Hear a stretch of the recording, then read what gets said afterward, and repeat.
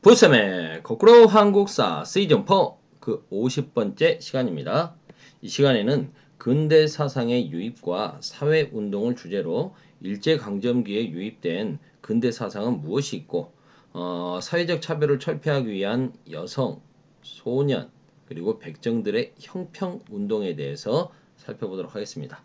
아울러 여성이나 백정에 대한 차별이 조선시대에 이어 일제강점기에도 여전히 이어진 이유가 무엇일까? 그 까닭에 대해서도 생각해 보도록 하겠습니다. 일제강점기에는 뭐 초반에는 복벽주의라는 게 있었지 않습니까? 다시 왕을 복권시키자 뭐 이런 거였는데 그런 걸 넘어서 새로운 형태로 공화주의가 자리를 잡게 되죠. 이러한 모습은 그 상하이에서 발표됐던 상하이에서 뭐 신규식이라든가 박은식, 신채호 등이 발표했던 대동 단결 선언에서도 나와 있고요. 3.1 만세운동, 기미 독립선언서에도 이 공화주의 내용이 반영되어 있죠. 그러면서 이제 공화주의는 독립운동의 보편적인 사상이 되었습니다. 1차 세계대전이 끝나고 3.1운동이 일어날 무렵 국가주의에 대한 반발과 러시아 혁명의 영향으로 전 세계적으로 정의와 인도, 자유와 평등을 내세우는 사조들이 유행하죠. 사회개조사상, 다양한 사회개조사상들이 나오게 되는데요. 사회주의, 그 다음에 개인의 자유를 중시하는 자유주의, 그래서 여성 해방운동의 밑자락에도 바탕이 되는 것도 자유주의죠. 그리고 여성의 권리와 지위 향상을 요구하는 페미니즘, 이러한 다양한 사상들이 유행하게 됩니다. 이러한 사상이 확산되면서 각계각층에서 다양한 사회운동도 전개되죠. 먼저 청년운동이 활발해집니다. 3.1운동은 그 종교인들, 민족대표 33인들이 선언을 준비하긴 했지만 사실상 이렇게 전국적으로 퍼져갈 수 있었던 것은 청년들의 적극적인 참여죠. 그러면서 3.1운동 이후에 청년 학생들의 역할이 민족운동에서 새롭게 인식됩니다. 그러면서 또 이제 그 사회주의 등의 다양한 사상이 들어오게 되면서 많은 청년 단체들이 만들어지죠.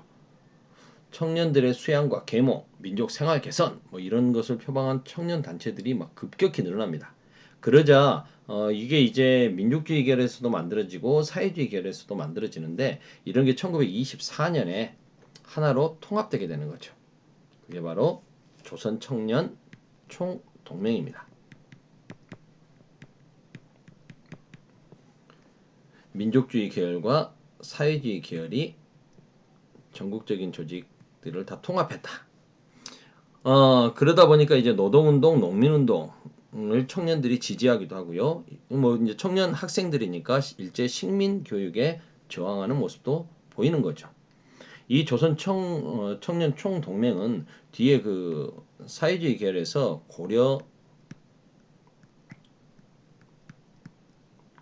공산 청년회인데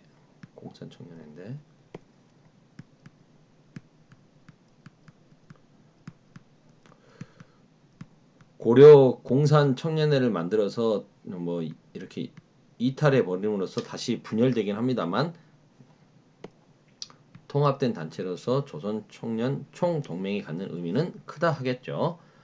소년운동, 아이들, 조선시대까지만 해도 아이들이 부모의 재산쯤으로 생각되거나 아이들의 인권은 많이 무시됐습니다. 그래서 뭐 입 하나 줄인다고 아이들을 팔아버리기도 하고요. 매매를 하기도 하고 뭐 폭력은 일반적이었던 거고요. 그런데 이제 아이들을 함부로 대하지 말아라 라는 운동이 천도교를 중심으로 일어나게 되는 거죠.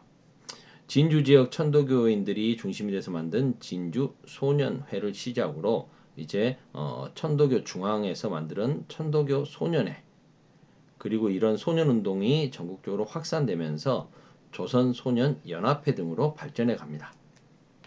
왜 천도교에서 소년운동에 관심을 갖게 됐을까요? 천도교는 바로 그 전신이 동학이죠. 동학의 기본 사상이 뭡니까? 인내천이죠. 사람이 곧 하늘이다. 아이들 함부로 대하지 마라. 아이 속에 어른이 있다. 아이를 존중해줘라. 그래서 어른과 아이의 합성어로 어린이라는 말 자체를 이때 신조어로 만들어냅니다. 아이 속에 어른이 있다 이거죠. 천도교 소년에는 방정환 선생, 소파 방정환 선생 어린이날 만든 양반 아닙니까? 다 아시죠? 이분 모르는 사람은 없겠죠. 어린이날을 방정환 선생이 제정을 하게 되는데 이 방정환 선생의 장인어른이 누구냐면 이분이 바로 천도교의 교주인 손병희 선생의 제자였습니다. 방정환이. 그래서 방정환은 손병희의 사위이기 때문에 천도교 중앙회의 리더 그룹이라고 할 수 있겠죠. 그래서 중앙 단위, 천도교 교단 단위로서 소년운동을 전개할 수 있었던 겁니다. 어린이라는 잡지도 만들었고요. 그리고 이제 형평운동에 대해서 살펴볼까요? 조선시대 백정은 어떤 존재입니까? 도살업에 종사하는 천민입니다. 그런데 1894년 갑오개혁으로 신분제도 자체가 없어졌잖아요. 신분이 해방됐습니다. 근데 일제시대에도 백정에 대한 차별은 여전히 지속되고 있었습니다. 기와집에서 살거나 비단 옷을 입을 수도 없었고 외출할 때에도 뭐 상투를 틀지 않은 채 페랭이 갓을 써야 했고 장례식 때도 상여를 사용할 수 없었습니다. 이런 차별이 여전했다는 거죠. 또한 학교나 교회에서도 함께 수업을 받거나 예배를 볼 수 없기도 했고요. 보통 사람들과 떨어져 따로 살았습니다. 근데 일제시대 일본에서는 조선 총독부는 이들이 태어났을 때 호적에다 이름을 올릴 때 붉은색 점을 찍거나 도환이라고 해서 뭐 직업을 기재하기도 하고요. 신분을 아예 쓰기도 했다는 거죠. 입학 원서나 관공서에 제출하는 서류에도 반드시 그 백정들은 자신들의 신분을 쓰도록 했습니다. 차별을 계속했다는 거죠. 왜 이렇게 차별했을까요? 자신들이 조선인 백성들을 차별합니다. 그 사람들 차별받는 피지배증은 스트레스가 심하겠죠. 근데 그들보다 더 낮은 차별을 받는 소수를 만들어요. 일본도 뭐 3인 평등 이론에 어쩌나 하지만 그 불악민, 불악후민이라고 해서 집단적으로 차별받는 계층이 있습니다. 그 사람들도 이제 일본에서도 1922년에 뭐 수평사라고 하는 거 수평 물처럼 평등해야 된다 이거 아니겠습니까? 그런 차별 철폐 운동을 하게 되는데 우리나라도 마찬가지죠. 그럼 이 형평운동의 형평이란 것은 무슨 말이냐? 백정들은 이제 도살업에 종사하고 하니까 고기를 팔고 하지 않습니까? 근데 이거 자신들이 쓰는 저울, 이 저울대가 있습니다. 여기 이제 저울을 보면 여기에 고기 올려놓으면 한쪽으로 기울죠. 기울면 이걸 맞춰주기 위해서 이제 추를 딱 매답니다. 이렇게 해가지고 균형을 맞추는 거죠. 근데 이 저울대를 뜻하는 한자가 저울대형입니다. 그래서 평평한 평, 이 저울대처럼 평평해야 된다. 이게 바로 형평운동이죠. 이것도 공교롭게 진주에서 결성이 됩니다. 진주라고 하는 지역이 굉장히 깨어있는 지역이었다는 걸 알 수 있죠. 그래서 진주에서 만들어진 조선 형평사는 이제 형평운동이라는 것을 전개하는 거죠.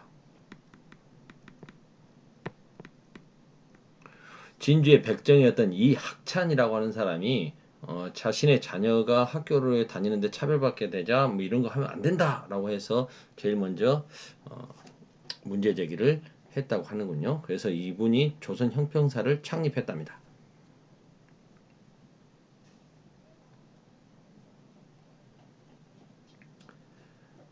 이 학찬이라고 하는 분이 출발을 했고요. 이게 이제 전국적인 조직으로 확대되어 가죠. 그래서 1927년에는 전국에 지사와 분사를 둘 정도로 조선 형평사가 굉장히 활발하게 활동을 합니다. 20년대에는.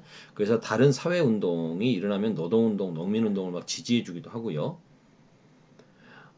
그런데 이제 일제가 집중적으로 탄압을 하게 되는 거죠. 그러게 되자 1930년대부터는 중반 이후부터는 그냥 백정들의 친목 도모 경제적인 이익을 추구하는 활동으로 성격이 변질되면서 좀 위축 변화되게 됩니다. 여성운동 여성의 사회적 지위와 여성 해방을 목표로 페미니즘과 자유주의 운동 그런 분위기 속에서 여성 운동이 활발히 일어나게 되는데요. 음, 조선 여자 청년회 같은 것도 만들어지고요. 여러분들 그 보면 뭐 YWCA라고 하는 거 있죠?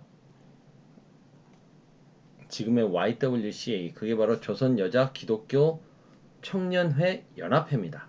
그게 이제 지금의 YWCA가 된 거거든요. 기독교라는 말이 들어갔으니까 이건 민족주의 계열이라는 걸 알 수가 있겠죠. 그런가 하면 이제 그 사회주의 영향으로 조선 여성 동호회라고 하는 것들도 만들어집니다. 이쪽은 뭐 사회주의 계열인 거죠. 나중에 이 민족주의 계열과 사회주의 계열이 손잡고 근우회라고 하는 걸 만들게 됩니다.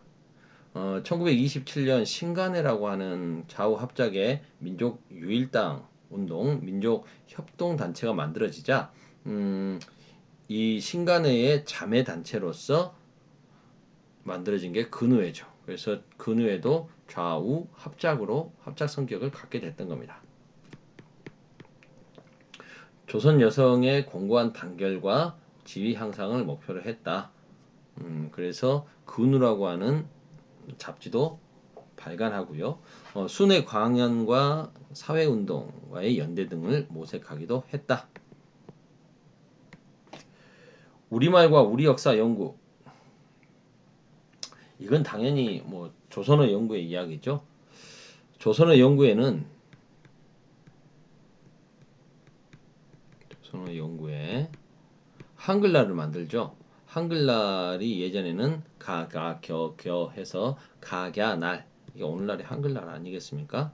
한글날을 제정을 하고 한글이라는 잡지를 간행하죠. 그리고 한글 연구와 보급에 힘씁니다.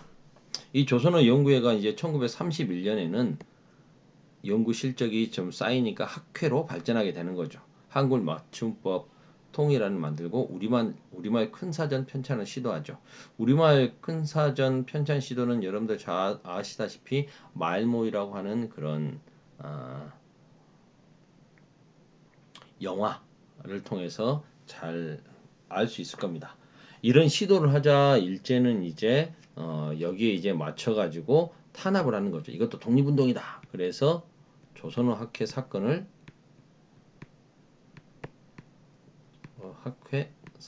조작하죠. 그래가지고 이제 많은 회원들이 체포되고 투옥되고 되지 않습니까? 1942년에 역사, 우리 역사 연구. 일제는 우리 역사를 식민사관의 관점에서 정리를 하려고 합니다. 식민사관.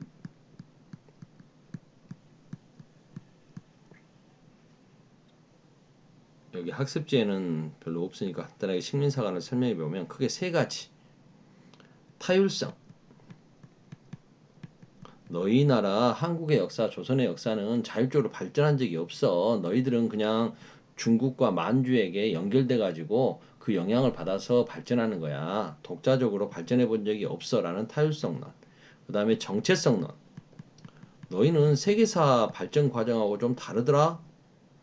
무슨 말이냐? 원래 역사라는 것은 고대, 중세, 근대 이렇게 발전해야 되는데 너희는 너희의 역사는 고대에 머물러 있어. 중세 사회로 이행되지 않았어. 여기서 끝났어. 여기서 스탑됐다라는 거죠. 그 다음에 당파성. 너희는 맨날 싸워. 편 나눠가지고 당파끼리 나와서 싸우느라고 문화 수준도 낮고 민족성도 낮아. 아니면 너희는 모이면 싸우기밖에 더 해? 뭐 이런 식의 논리가 식민사관이죠. 여기에 맞서가지고 우리 역사는 너희 식민사관이 주장하는 것과 다르다라고 주장하면서 많은 역사 연구가 이루어지죠. 그게 바로 민족주의 역사학, 사회경제사학, 그리고 이제 실증사학입니다. 민족주의 사학은 신채호, 박은식과 같은 독립운동가들이 주장을 했죠. 그래서 이분들이 이제 민족주의 사학의 기초를 세웠다면 후에 이제 정인보, 문일평 이런 분들이 민족주의 사학을 좀 계승해 가면서 독립운동의 사상적 기반이 됩니다. 이분들 다들 독립운동가들 아니십니까? 사회경제사학은 유물사관의 영향을 받은 좀 사회주의적인 그런 유물론에 입각한 역사학이죠. 근데 여기서 이제 대표적인 인물이 백남은 같은 분인데 이분은 뭐 우리나라의 역사가 정체돼 있다고? 웃기지 마. 우리 한국사도 세계 사회적인 발전의 보편성을 다 갖고 있어. 고대, 중세, 근대적으로 다 이렇게 발전해 온 거야라고 하는 것을 역사적으로 분석한 거죠. 그래서 일제의 식민사관을 체계적으로 정체성론을 체계적으로 극복하려고 했던 노력이 바로 사회경제사학의 백남은 선생. 이분은 해방되고 나서 북한으로 월북해 버렸습니다. 사회주의 영향을 받았으니까 아무래도 그렇지 않았나 싶어요. 그리고 이제 이병도, 손진태 뭐 이런 분들 진단학회라는 걸 조직을 합니다.